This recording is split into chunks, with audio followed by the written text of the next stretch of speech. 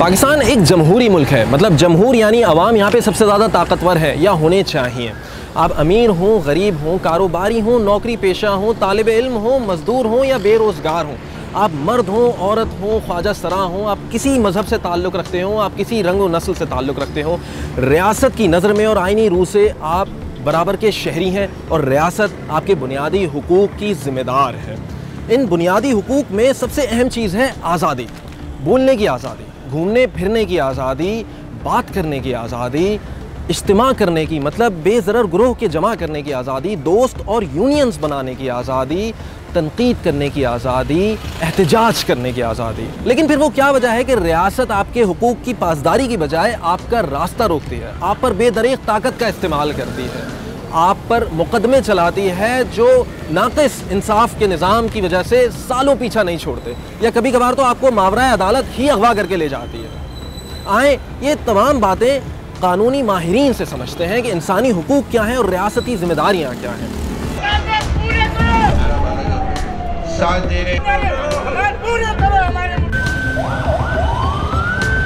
हुकूक हैं वो हुकूक हम उस हद तक इस्तेमाल कर सकते हैं जब तक वो किसी और शहरी के हुकूक को वायलेट ना करे।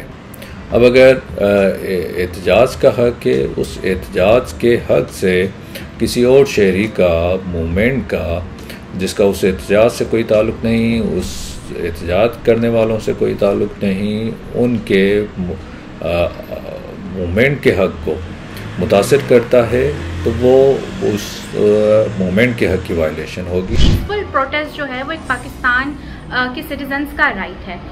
अब ये बात आ रही है कि कुछ लोग हैं जो प्रोटेस्ट में शामिल नहीं होना चाहते, तो उनके राइट्स कैसे ख़राब हो रहे हैं। जो प्रोटेस्ट में पार्टिसिपेट नहीं करते but they want to go on with their regular life, right.